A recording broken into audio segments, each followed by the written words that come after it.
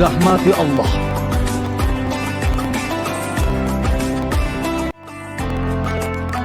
Ketakwaan kita kepada Allah, semangat ketakwaan kita tidak akan melangkah atau berbuat apa-apa kecuali ditanya sih. Dalam kebersamaan itulah kita belajar sebetulnya.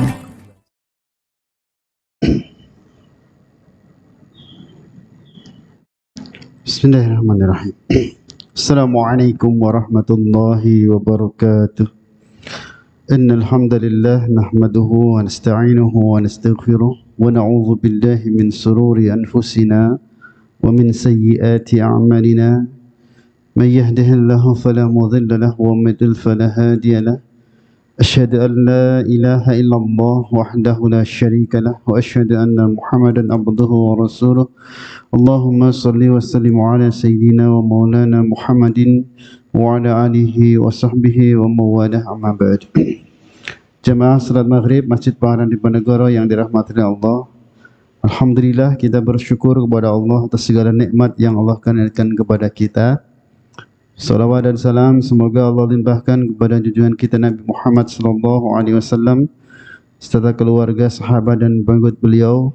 Semoga kita termasuk di antara umat beliau yang istiqomah mengikuti sunnah-sunnah beliau, dan semoga kelak di yaumil qiyamah Allah Subhanahu wa taala memberikan nikmat kepada kita bisa masuk surga bersama-sama dengan beliau. Allahumma amin.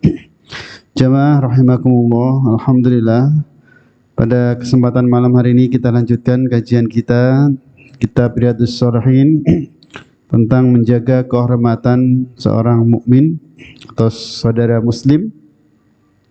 Kita sudah sampai pada hadis nomor 234. Saya bacakan hadisnya. Wa an Abi Hurairah radhiyallahu anhu qala qala Rasulullah sallallahu alaihi wasallam, al-muslimu akhul muslim la yakhunuhu wa la yakdhibuhu wa la yakhdhuluhu. Kullul muslimi 'alal muslimi haramun irduhu wa maluhu wa damuhu. At-taqwa hahuna bihasbi imri'in minasy syarri ay yahqira akhahul muslim. Rawahu Tirmidzi wa qala hadisun hasan. Dari hadis ini diriwayatkan dari Abu Hurairah radhiyallahu an, beliau berkata, beliau menceritakan Rasulullah SAW pernah bersabda, al-muslimu akhul muslim. Seorang muslim adalah saudara muslim. Ya. Ini sama dengan yang kemarin, tapi di belakangnya la yakhunuhu. Jangan kalian mengkhianatinya. Wala yakdzibuhu, dan jangan kalian mendustainya. Wala yakhdhuluhu, dan jangan kalian membiarkannya dalam keadaan susah. Kemudian kullul muslimi 'alal muslim haramun. Ya, setiap muslim dengan muslim yang lain itu diharamkan atas mereka apa? Irduhu, yang pertama adalah kehormatannya. Wa maluhu, dan hartanya. Wa damuhu, dan darahnya. At-taqwa, taqwa hahuna. Taqwa, Rasulullah sambil menunjuk. Taqwa itu ada di sini, di dalam dada ya. Bihasbi imri'in minasy syarri ayyah qira akhahul muslim. Cukuplah seorang dikatakan telah berbuat kejahatan jika dia merendahkan saudaranya sesama muslim. Hadis ini diriwayatkan oleh At-Tirmidzi dan disebutkan waqala, dia mengatakan At-Tirmidzi hadisun hasan. Hadis ini hasan. Baik. Jamaah rahimakumullah, hadis ini Rasulullah SAW ya, seperti yang kemarin ya, menyebutkan, jadi hadis tentang persaudaraan sesama muslim ini jumlahnya banyak. Ya, kemarin kita sudah menyatakan bahwa satu muslim, seorang muslim dengan muslim yang lain adalah bersaudara. Di dalam Al-Quran juga innamal mu'minuna ikhwah. Saudara sesama mukmin adalah bersaudara. Jadi hadis tentang persaudaraan ikatan akidah sesama muslim ini jumlahnya banyak. Dan dalam hadis ini ditegaskan lagi bagaimana bersaudara sesama muslim itu. Maka Rasulullah SAW menegaskan ya, muslim satu dengan muslim yang lain bersaudara, maka di sini ada larangan, la yakhunuhu, jangan kalian mengkhianatinya. Jadi yang pertama, muslim satu dengan muslim lain tidak boleh berkhianat. Apa yang dimaksud khianat ini? Ya, ini seorang muslim ya, tidak boleh ya, melakukan hal-hal yang sudah dipercayakan kepadanya. Tidak boleh melanggar hal-hal hak yang sudah dipercayakan sesama muslim yang lain kepadanya. Ya, termasuk ya diantaranya adalah dalam hal transaksional. Ya, transaksional. Kalau di dalam Al-Quran ada surat Al-Mutaffifin misalnya, wailul lil mutaffifin alladzina idza iktalu 'alan nasi yastawfun. Jadi celakalah orang-orang al-mutaffifin ya, yang mereka itu bertransaksi dengan cara timbangan ya, yaitu ketika mereka itu menimbang, mereka mengurangi takaran. Jadi itu termasuk berkhianat dalam skala kecil. Jadi tidak boleh mengkhianati saudaranya sama muslim. Kalau dalam hal timbang menimbang saja, mungkin kalau kita hanya menimbang beras, beli beras 1 kilo, ditimbang, ternyata setelah dibawa pulang tidak 1 kilo. Itu sudah berkhianat, berdosa gitu. Karena melanggar larangan Allah, melanggar hadis Rasulullah SAW. Nah, kalau yang kecil saja itu berdosa, apalagi skala besar. Kita sudah mempercayai wakil rakyat, dipercaya, ternyata korupsi misalnya. Nah, ini sudah berkhianat, dan berkhianatnya kepada banyak sekali orang mukmin. Maka korupsi itu termasuk dosa besar. Apalagi yang melakukan adalah pejabat publik. Nah, jadi haramnya itu haram yang karena yang dia itu berdosanya kepada sekian banyak orang muslim yang lain kalau dia muslim, atau kepada banyak orang. Tidak boleh berkhianat.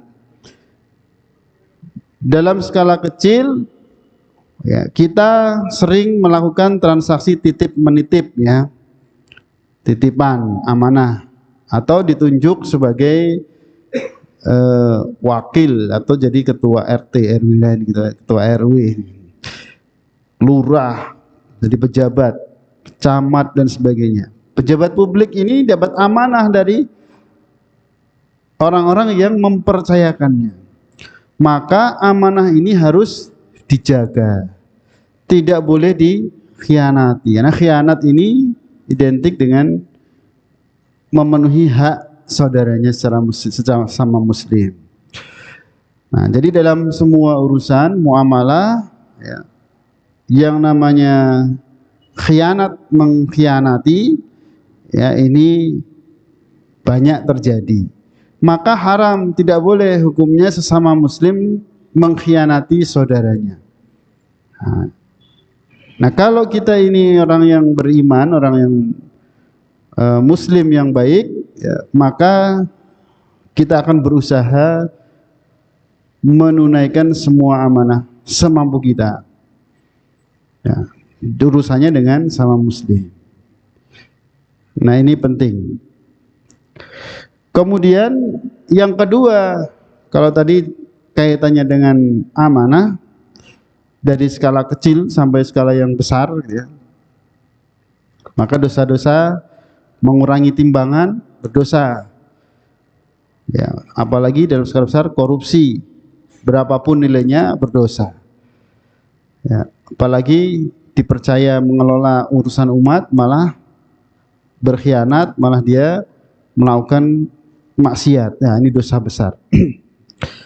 Nah, yang kedua, layak zibuhu, tidak boleh ngapusi, tidak boleh berdusta, tidak boleh mendustainya.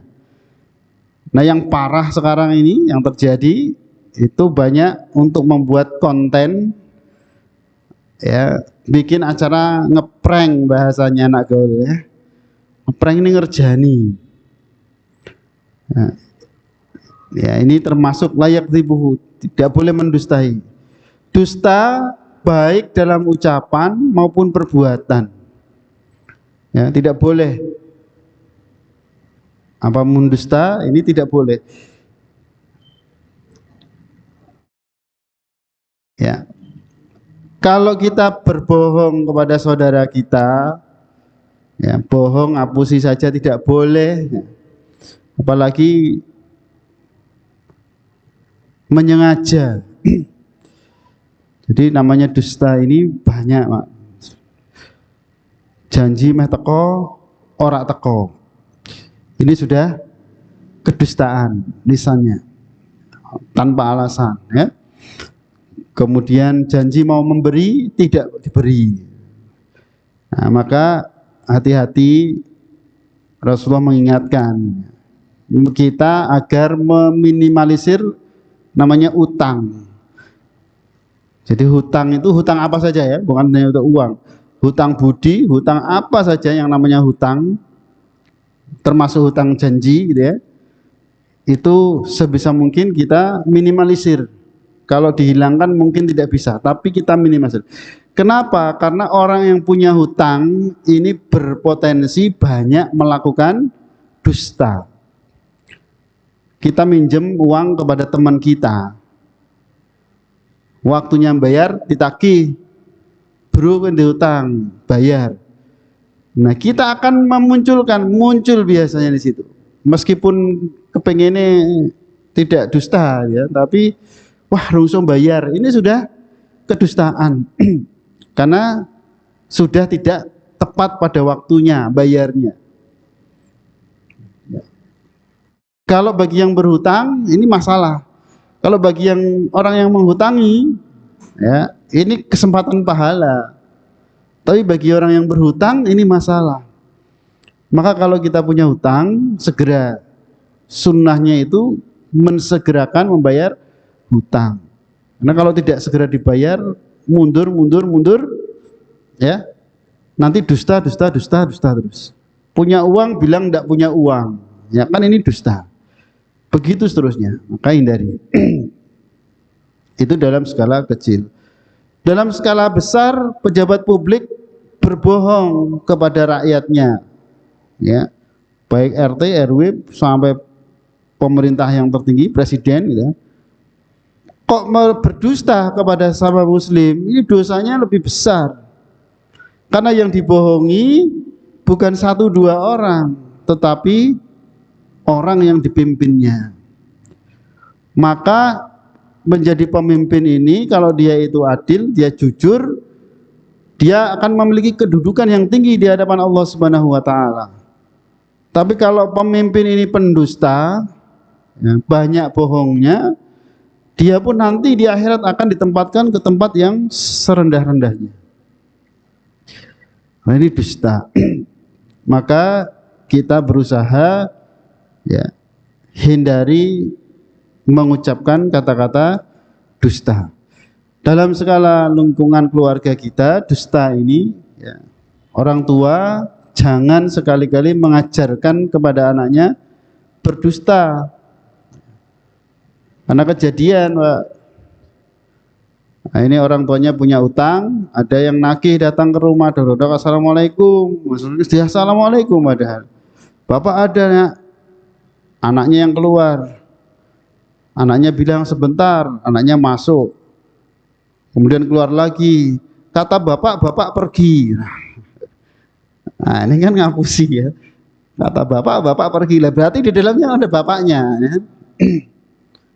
Ini orang tua ngajari anaknya berbohong, berdusta. Dan ini banyak. Nah ini kejadian yang seperti ini bahaya. Ini lagi-lagi. Tidak boleh, Rasulullah SAW dan tidak boleh dia berbohong kepada saudaranya.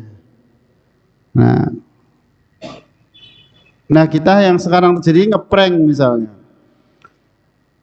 Jadi ada pernah kejadian ya dompet ya, atau dulu pernah deh dompet ini diambil, gak dicopet gitu ya, diumpet ke. Nah yang punya kan bingung, wah barangku di mana, dompetku di mana, sampai heboh. Nah dia tidak merasa naruh di sana ini, tapi tidak ada. Atau HP ya, HP ngeledak tadinya di sini, tiba-tiba ada yang ngambil diumpet ke.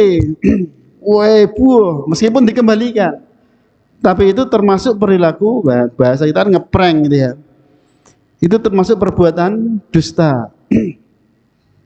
Jadi hati-hati. Nah, termasuk perilaku mohon maaf yang sekarang viral, ilmu sulap, ilmu sihir dan sebagainya. Ini orang-orang yang mohon maaf ya, terlibat di dalam dunia seperti ini ya, itu kan penuh trik ya. Makan kertas kelihatan dimakan, nanti dikeluarkan jadi panjang. Manfaatnya apa coba seperti itu? Agar orang wah tepuk tangan ya. Padahal itu trik. Trik itu cenderung kepada perbuatan dusta. Ya, jadi jangan sering-sering ya itu, atau dihindari kalau kita tahu. Hindarkan yang seperti itu. Ini dusta.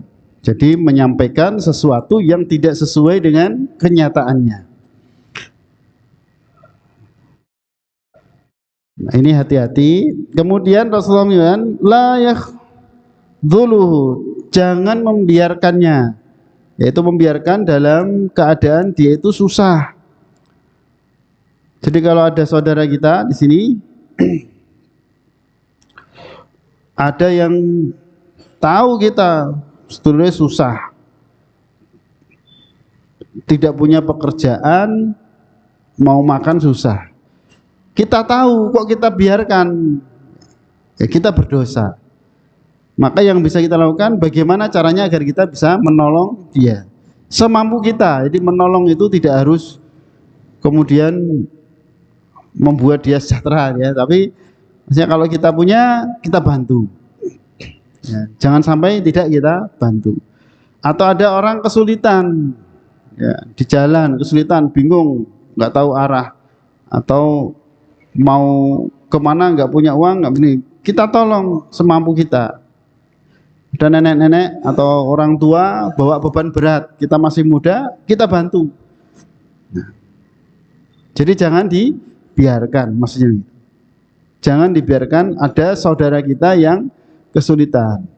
Nah dalam skala besar, nah, kalau saudara kita mengalami bencana, kesulitan, orang kena bencana banjir, rumahnya tenggelam, barang-barangnya rusak, jangan kita biarkan, kita harus membantu, menolong. Apalagi kita tahu mereka itu saudara muslim misalnya.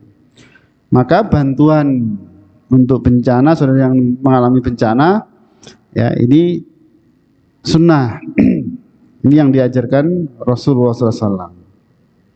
Nah, ini larangan-larangannya. Maka kemudian ada 3 tadi yang dilarang. Kalau dilarang berarti tidak boleh dilakukan. Jadi jangan kita lakukan.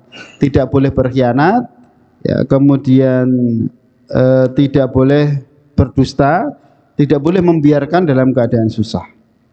Kemudian Rasulullah SAW melanjutkan, kulul muslimi alal muslim haramun. Nah ini kalau tadi larangan dalam perilaku, maka yang berikutnya adalah haram. Ya, haram apa? penegasannya. Jadi yang 3 tadi tidak boleh, ketidakbolehan, tidak jangan dilakukan. Kalau yang ini haram, kalau dilakukan dosanya sangat besar. Tidak boleh ya. Apa yang diharamkan? Yang pertama haramun irduhu. Tidak diharamkan yaitu kehormatannya. Haram kehormatannya. Maksudnya bagaimana? Haram kehormatannya itu tidak boleh kita menjatuhkan kehormatan saudara kita di hadapan orang lain. Ya. Jadi kita nggak senang sama orang, kemudian disiarkan begini-begini, orang itu jeleknya dicerita-ceritakan. Ya, namanya maka di dalam Al-Quran itu tidak boleh ghibah.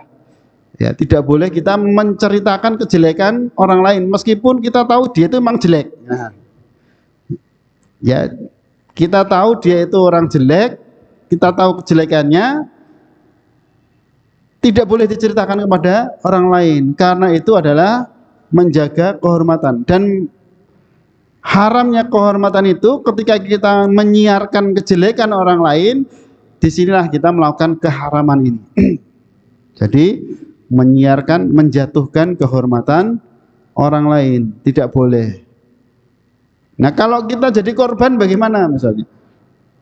Kehormatan kita dijatuhkan oleh saudara kita, dibiarkan saja, dimaafkan. Karena apa? Orang yang dijatuhkan kehormatannya, kalau dia tidak bersalah, ya itu nanti dia akan dimuliakan, ditinggikan derajatnya oleh Allah Subhanahu wa taala. Kalau dia memang begitu ya, maka dosanya ini akan diambil oleh orang yang menjatuhkan kehormatannya. Dan enak toh. Jadi kalau kita ini dihina orang lain, direndahkan orang lain, digibah orang lain, biarkan saja, dinikmati saja. Bahkan kita perlu bersyukur, alhamdulillah. Itulah yang dicontohkan sahabat-sahabat itu. Alhamdulillah. Kenapa? Kalau kita tidak melakukan, kita difitnah, berarti kita akan ditinggikan derajatnya oleh Allah. Ya, di dunia dan di akhirat. Tapi kalau kita memang salah, nah dosa kita diambil oleh orang yang menjatuhkan kehormatan kita, kan enak. Nah, itu kehormatan. Maka menjaga kehormatan saudara ini penting. Ya, meskipun ya kita tahu bahwa saudara kita ini ya melakukan memang punya kesalahan. Tapi kalau dicari-cari, kesalahan itu selalu ada. Siapa manusia yang tidak punya salah? Ya, semua manusia pasti punya kesalahan. Manusia itu tempatnya berbuat kesalahan. Pasti semua manusia punya kesalahan. Maka Rasulullah mengajarkan kepada kita, jaga kehormatannya, jangan dipublikasikan kesalahannya, kejelekannya itu jangan dipublikasikan. Maka haram kita merusak kehormatan saudara kita. Nah, tinggalkan ghibah, apalagi mencaci maki, apalagi mengolok-olok, apalagi bullying ya. Ya anehnya sekarang kalau film-film atau berita-berita yang beredar itu model bullying. Nah, bullying ini sesuatu yang haram, tidak boleh dilakukan. Nah, sejak kecil anak-anak seperti itu ternyata ya, di sekolahan itu namanya bullying, menjatuhkan kehormatan, wis ngerti bocahnya gendut diundang gendut. Nah, bocahnya nesu dosa, tapi nek bocahnya seneng. Nah, ini bullying ya, body shaming ya, menjelekkan. Nah, ini tidak boleh. Jadi tidak boleh menghina, tidak boleh mencaci maki, tidak boleh ghibah dan seterusnya. Nah, kemudian yang kedua, haramun airduhu, yang pertama wa maluhu, dan haram hartanya. Jadi tidak boleh kita mengambil harta saudara kita sama muslim dengan cara yang tidak sah. Ya. Ini secara umum. Ya, kalau detailnya maka Rasulullah SAW melarang, namanya mencuri.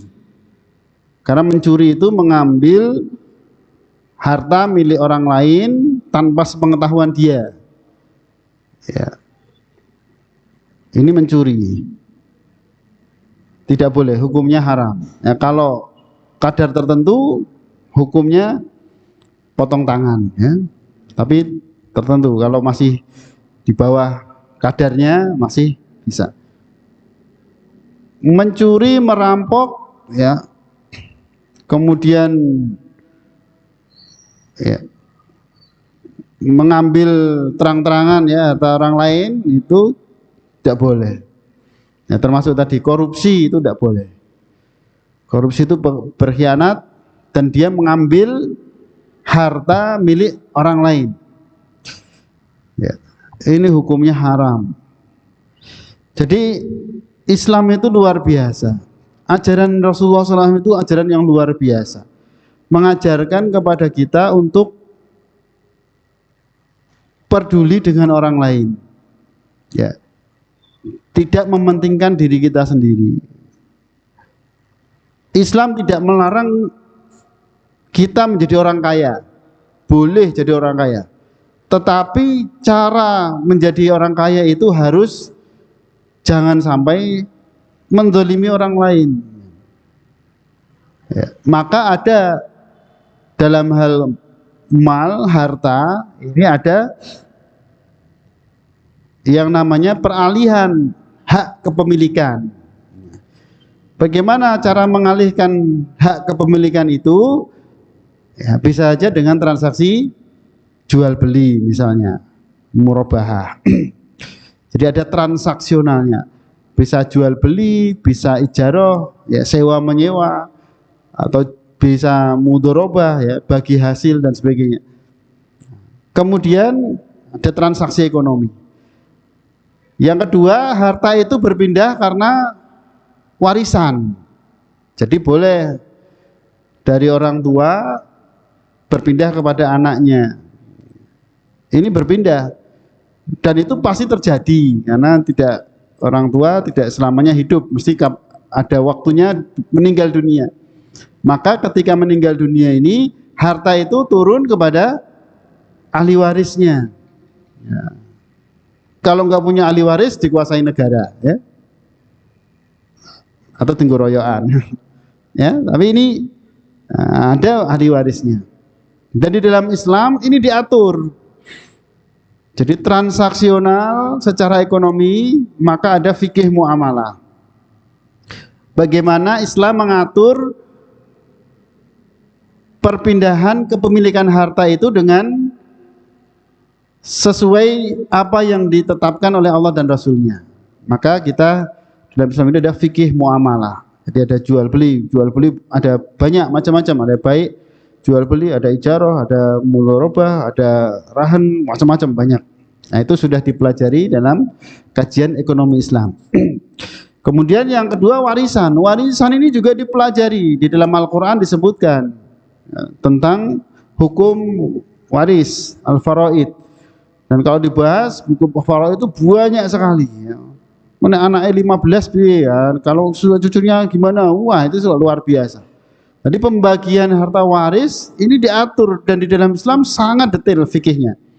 Fikih faraid. Detail. Kemudian yang ketiga, pengalihan harta itu yang boleh adalah temuan. Barang temuan. Jadi kita di hutan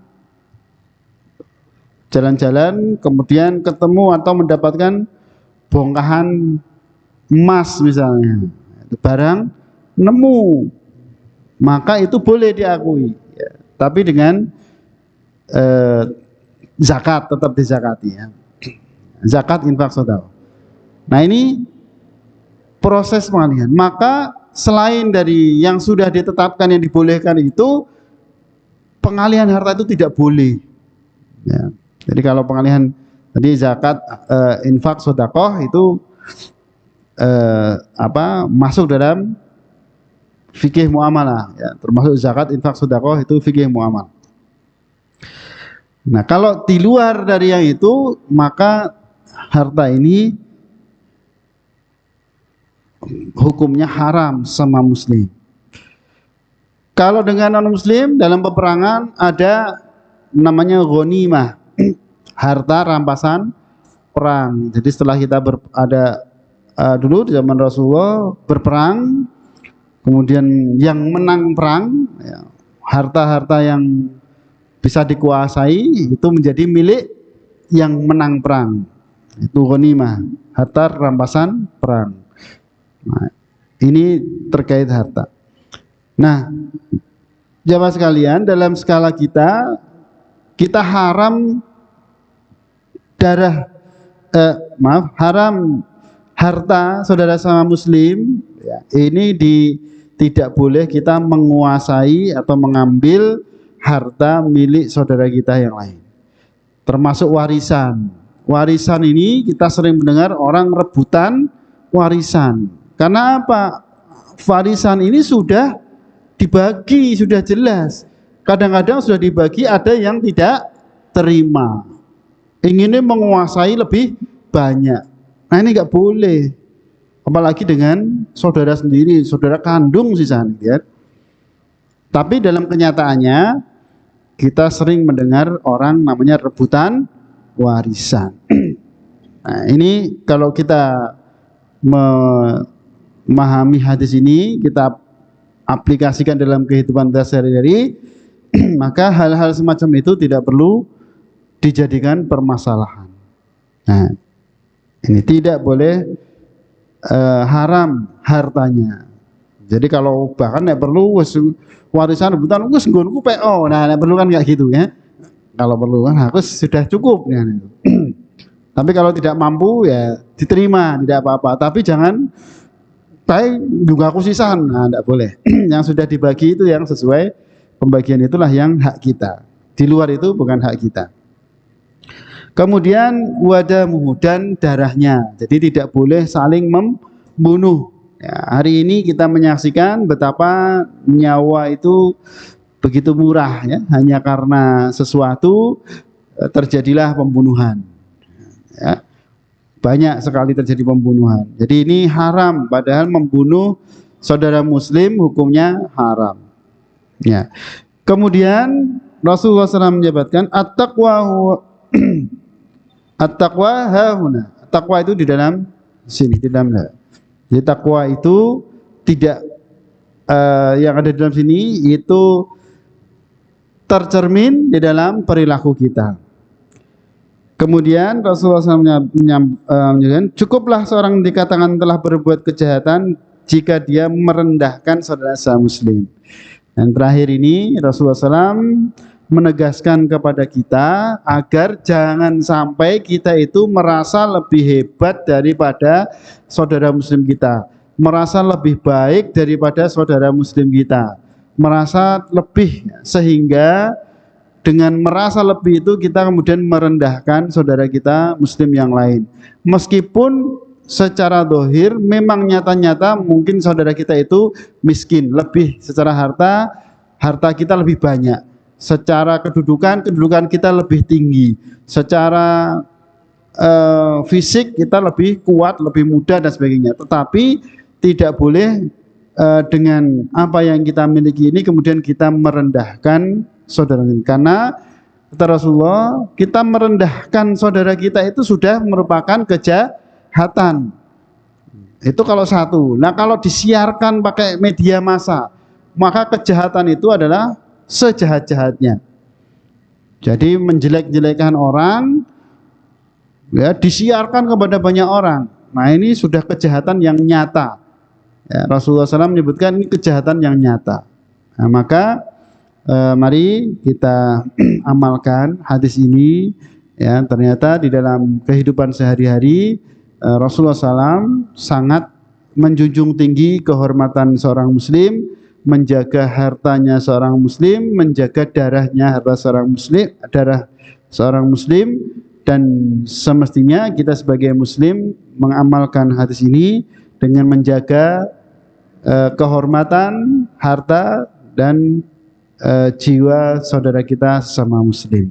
Demikian, semoga bermanfaat.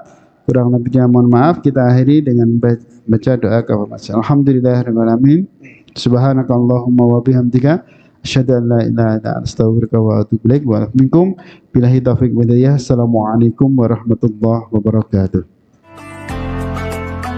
Ketakwaan kita kepada